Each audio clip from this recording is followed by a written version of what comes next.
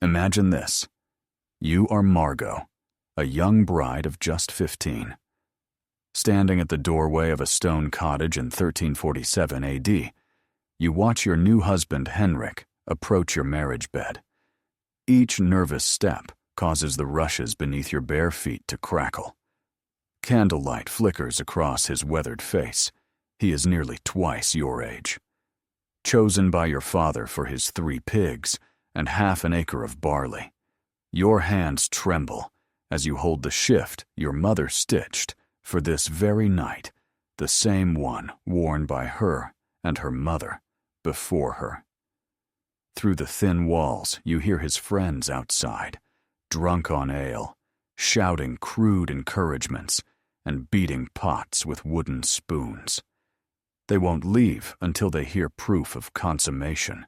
Your breathing quickens as Henrik's calloused fingers reach for the leather cord at your throat, and you wonder if your mother's whispered warnings about wifely duties could truly prepare you for what is about to happen in this cramped, smoky room that smells of wet wool and unwashed bodies. This is not a love story. This is the reality of medieval intimacy, a world where sexual practices were shaped by superstition, religious fear, and survival instincts that seem utterly foreign to our modern understanding of romance and desire.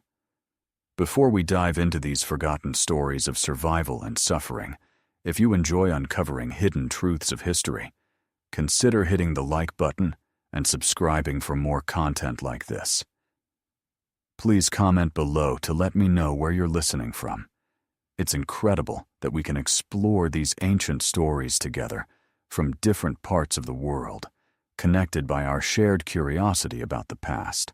The medieval bedroom was a battlefield where bodies became political territories, where the church's doctrine clashed with pagan traditions, and where the most intimate moments of life were governed by rules so bizarre and restrictive they would make a modern person's skin crawl. These weren't just personal choices. They were matters of eternal salvation, family honor, and literally life and death. Let me take you back to Margot's world, where the concept of marital rape didn't exist because wives were considered property, where menstrual blood was thought so dangerous it could kill crops, and where the wrong sexual position could damn your soul to hell for eternity. In medieval Europe, the marriage bed was never truly private. The community, the church, and ancient superstitions all had a stake in what happened between husband and wife. When Margot married Henrik that autumn of 1347 AD, their union wasn't celebrated with champagne and dancing. It was a business transaction sealed with bodily fluids, witnessed by neighbors who had every right to demand proof of consummation. The wedding night ritual began long before the couple touched. The wedding festivities began with the bedding ceremony, where guests would literally escort the bride and groom to their chamber, undress them while singing bawdy songs, and then wait outside to hear sounds confirming the marriage was consummated. Henrik's friends would not leave until they heard Margot's cries, evidence that her hymen was broken, signifying the marriage was complete. But medieval concepts of intimacy were even stranger than this. The church taught that even married couples could commit sins in their own beds. St. Jerome, writing in the 4th century, stated that a man who loves his wife too passionately is an adulterer. The church fathers believed that excessive pleasure, even in marriage, corrupted the soul. This belief wasn't just theological, it influenced every aspect of medieval sexual practices. Thomas Aquinas, the renowned theologian, detailed strict rules for married couples in his Summa Theologica around 1265. Intercourse was only permissible on certain days, during specific seasons, and in one position: man on top, woman beneath, face to face. Any deviation was seen as unnatural and sinful. Oral sex was entirely banned, as was sex during menstruation, pregnancy, or while breastfeeding. Following these rules, couples could only have sex about 50 days a year. Margot would have learned these rules from her mother, who learned them from the village priest in confession. The threat of eternal damnation loomed over every intimate moment. When Henrik approached her on a forbidden Wednesday during Lent, she faced a difficult choice: submit to her husband and risk her soul, or refuse and face his anger in a society where domestic violence was not only legal, but expected. The medieval view of female sexuality was based on fundamental misconceptions that persisted for centuries. Medical texts of the time, influenced by ancient Greek and Roman sources, taught that women were essentially flawed men, with sexual organs being inverted versions of male genitalia. The vagina was seen as an inverted penis, and the ovaries as internal testicles. This wasn't mere ignorance. It was taught in universities across Europe. These beliefs deeply affected how medieval people perceived female desire and pleasure. The physician Constantine the African, writing in the 11th century, claimed women experienced sexual pleasure differently from men, requiring prolonged stimulation and multiple climaxes to conceive. This led to the bizarre belief that rape couldn't result in pregnancy because the woman couldn't achieve the necessary pleasure. If a woman became pregnant after a sexual assault in medieval times, courts often saw it as evidence that she had enjoyed the act, thereby making her partially responsible. Margot's mother might have cautioned her about the wandering womb, a condition believed by medieval physicians to cause hysteria, madness, and even death. They thought the uterus could literally move within a woman's body, rising to strangle her heart, or descending to escape through her vagina. Treatments included using pleasant smells to entice the womb back into place, or applying foul odors to the nose to drive it downward. The medieval period inherited a complex web of fertility beliefs from pagan traditions that the Church could never fully eradicate.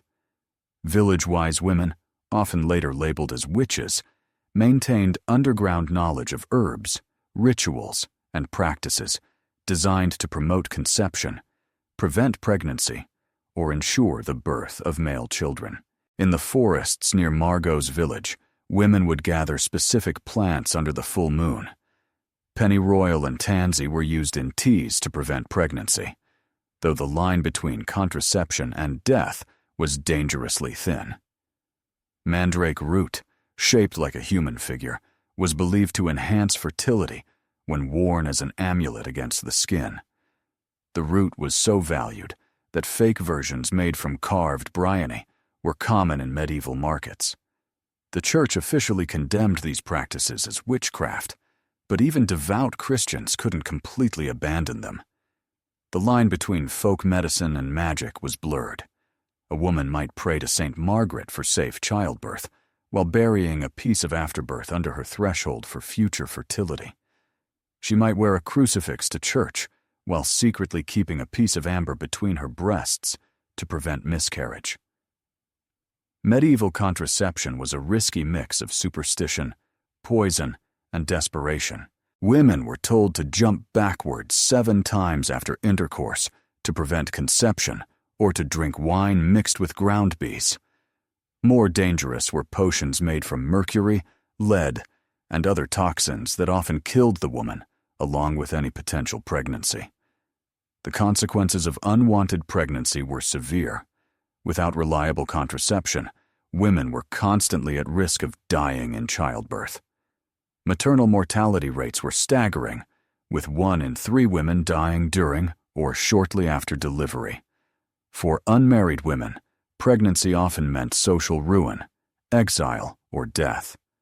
The practice of infanticide, though officially condemned, was widely understood as a desperate last resort. Medieval marriage negotiations were conducted like military campaigns, with bodies as the primary battleground.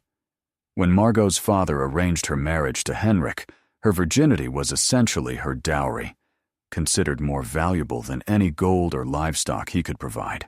The hymen became a token of honor, exchanged between families as evidence of their daughter's purity and their own reputation. The wedding night wasn't merely about consummation, It was a public verification of the bride's virginity. The blood-stained sheets would be displayed to the gathered crowd as proof of the marriage's legitimacy. If no blood was present, the bride could be returned to her family in disgrace, labeled a whore, or even killed for deceit. The pressure on young brides was immense. Some secretly pricked their fingers or used chicken blood to fake the proof their new families demanded. However, medieval medicine's understanding of virginity was deeply flawed. They believed the hymen was a solid membrane completely blocking the vaginal opening, rather than the partial, flexible tissue it actually is. They assumed its absence was definitive proof of sexual activity, when in fact it could tear from horseback riding, heavy lifting, or simple anatomical variations. The Church's doctrine of consummation led to bizarre practices. A marriage wasn't legally binding until sexual intercourse occurred, making the proof or disproof of consummation a legal matter. Church courts would examine both husband and wife, interviewing them separately about intimate details of their wedding night. They would inspect the woman for signs of penetration and question neighbors about what they overheard through the walls. Medieval sexual positions were strictly regulated by church doctrine, but reality was more complex. The missionary position wasn't just preferred, it was the only position that wouldn't damn your soul. The church taught that any position with the woman on top was against nature, violating the natural order of male dominance. Rear entry was deemed bestial, linking human sexuality to animal mating. Yet medieval literature hints at a more nuanced reality. The Fabliaux Bordy comic tales, popular in medieval France, describe sexual encounters that would have scandalized church authorities. These stories, often shared by traveling minstrels in taverns and markets, reveal a hidden world where couples experimented with forbidden practices despite the threat of eternal damnation. The French poet Andreas Capellanus, writing around 1184 AD, described elaborate courtship rituals with detailed instructions for sexual positions and techniques. His work suggests that, among the nobility, there was a sophisticated understanding of sexual pleasure that went beyond the Church's restrictive teachings. However, these practices were dangerous secrets. Discovery could lead to excommunication, exile, or death. In medieval times, people lived in fear of sexual demons believed to target humans at their most vulnerable. The succubus and incubus were not just myths, they were considered medical and theological truths. Church authorities taught that these demons could assume human form to seduce men and women, draining their life force through sexual acts. The succubus, a female demon seducing men, was blamed for nocturnal emissions, sexual dreams, and any sexual thoughts outside marriage. Medieval theologians crafted complex theories about these demons' operations. They believed a demon could initially take female form to collect a man's semen, then become male to impregnate a woman with the stolen seed. Any child from such a union was thought to be cursed or demonic. The incubus was seen as an even greater threat to women, believed to be stronger than humans and capable of overpowering them. Women reporting sexual dreams or unexplainable experiences were often accused of consorting with demons, blurring the line between victim and witch. Sleep paralysis, now known as a neurological event, was interpreted as a demonic sexual assault. Those waking unable to move, often feeling chest pressure, were thought to be under demonic attack. The Church prescribed rituals of exorcism and purification, but many suspected victims were burned as witches. Medieval views on menstruation were steeped in fear and superstition, persisting for centuries. Menstrual blood was considered poisonous, capable of killing crops, souring wine, and weakening men. Pliny the Elder, whose works were studied in medieval universities, claimed menstrual blood could drive dogs mad and dull knives. Women during their cycles were seen as dangerous pollutants, needing isolation from society. They were barred from entering churches, preparing food, or touching sacred objects.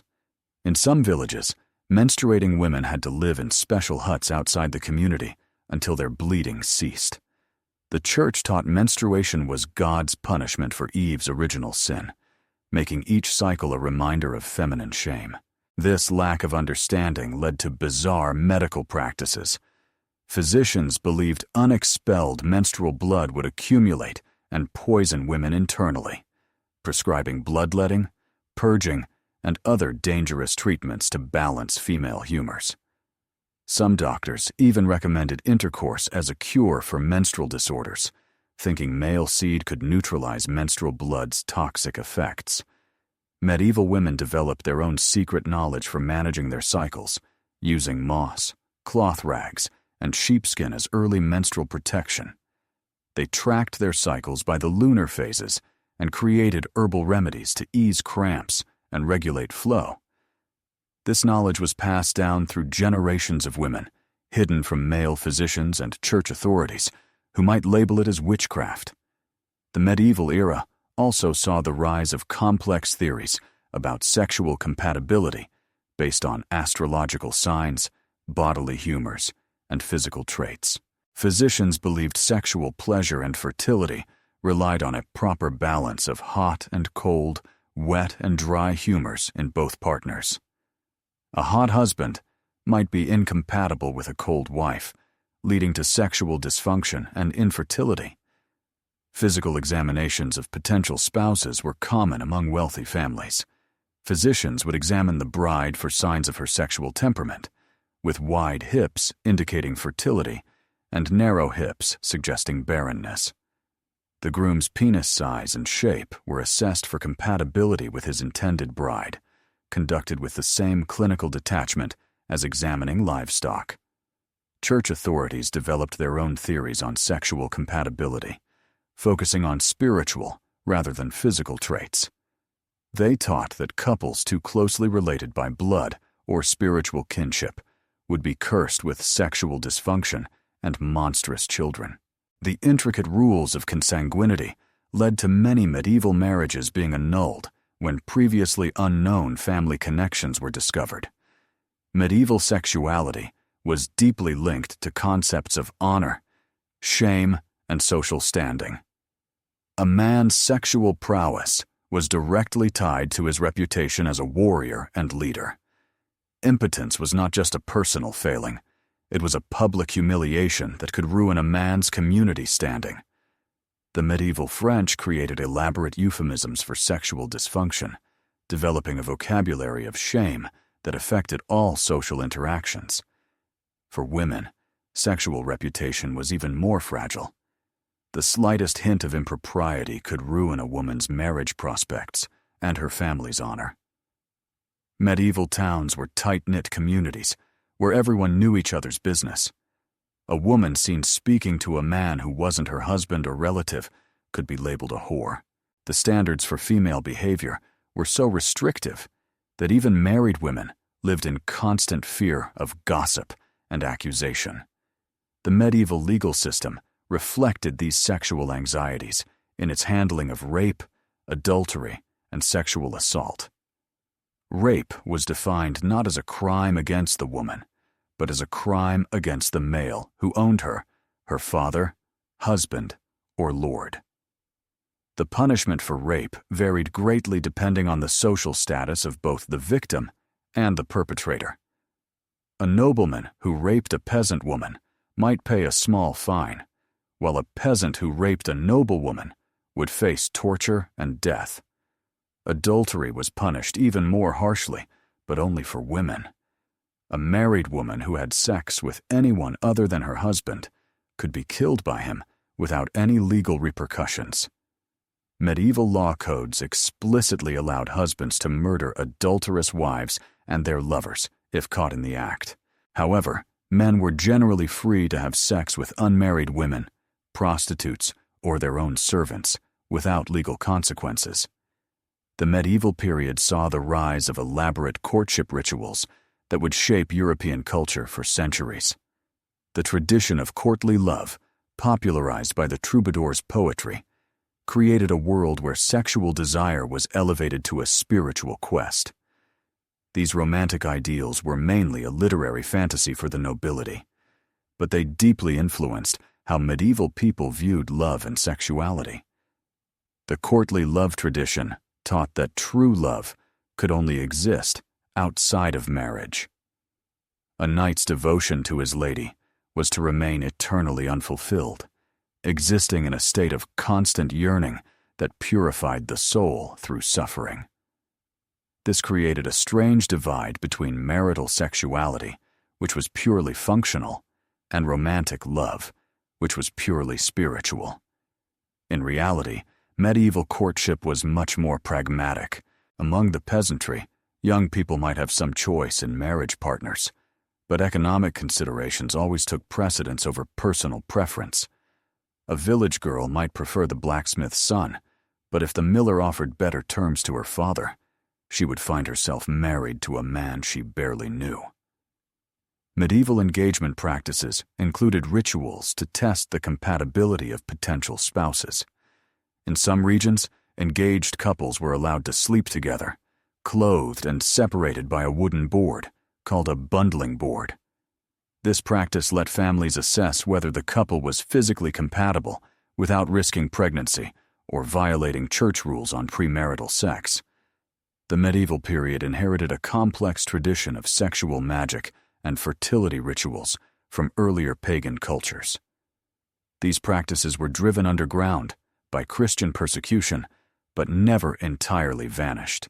Medieval peasants continued to practice ancient fertility rituals, often disguised as Christian celebrations or incorporated into folk medicine. The celebration of May Day retained strong sexual overtones despite church efforts to suppress it. Young people would spend the night in the forest, ostensibly gathering flowers and branches to decorate the village. In reality, May Day was a chance for sexual experimentation and courtship outside the usual restrictions of village life. Many pregnancies were thought to result from May Day encounters, leading to a rise in February births. Wedding celebrations included various fertility rituals aimed at ensuring the couple's reproductive success. The bride might be showered with grain or nuts to promote pregnancy.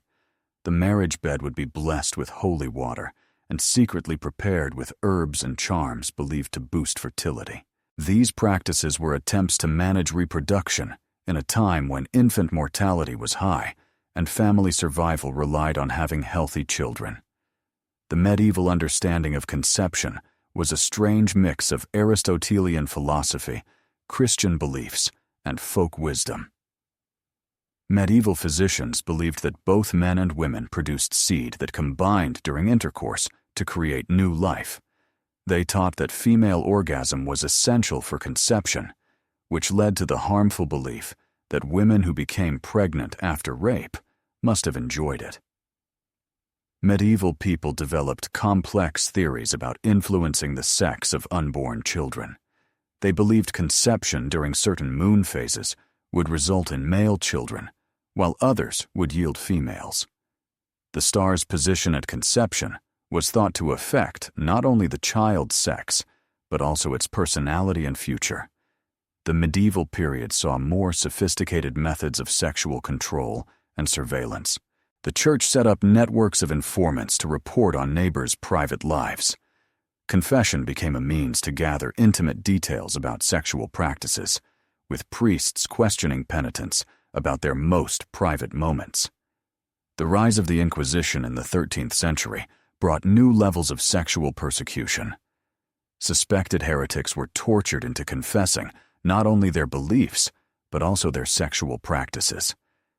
The interrogation manuals used by inquisitors contained detailed questions about sexual positions, frequency of intercourse, and even the physical sensations experienced during sex.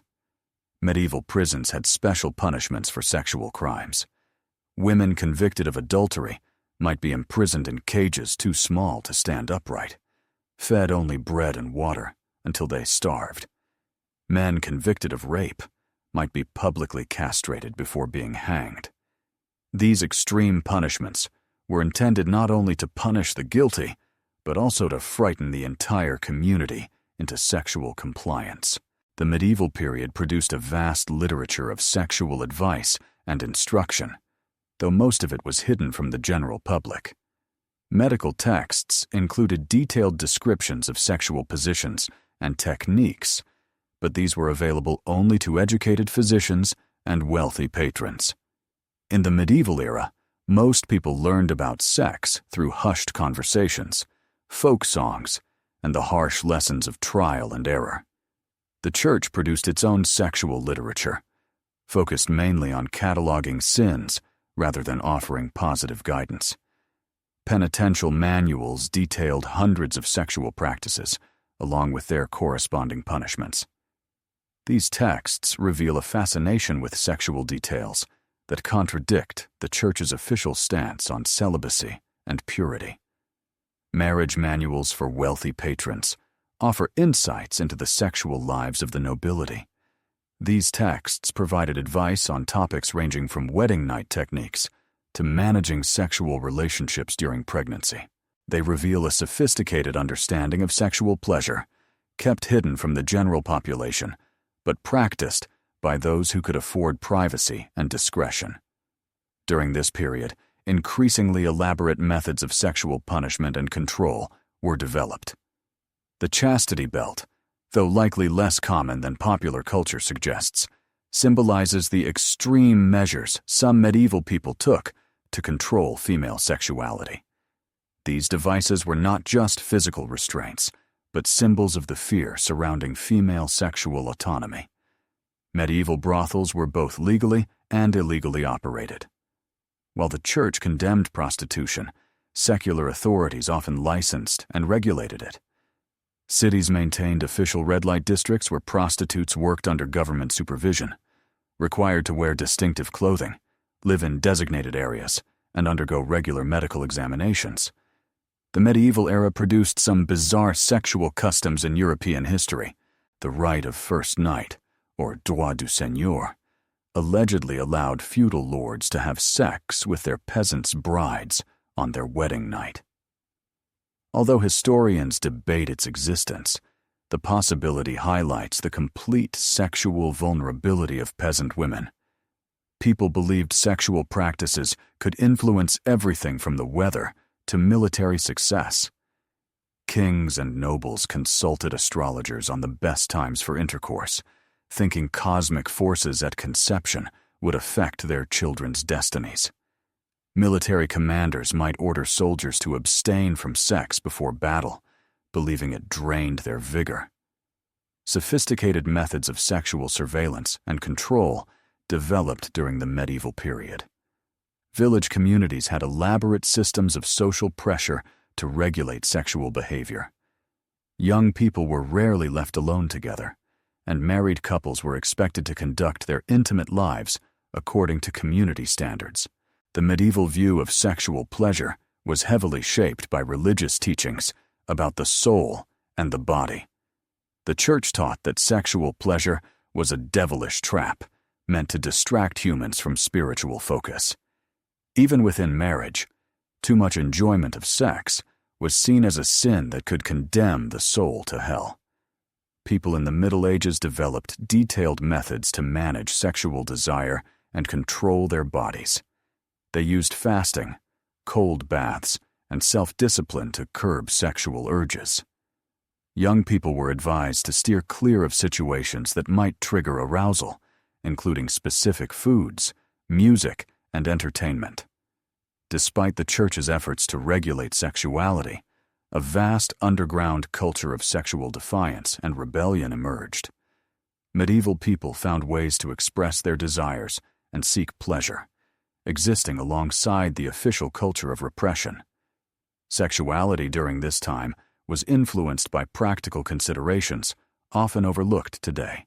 The lack of privacy in medieval homes meant that sex often happened in spaces shared with children, servants, and extended family, making the sounds and smells of intimacy a routine part of life that would surprise modern sensibilities.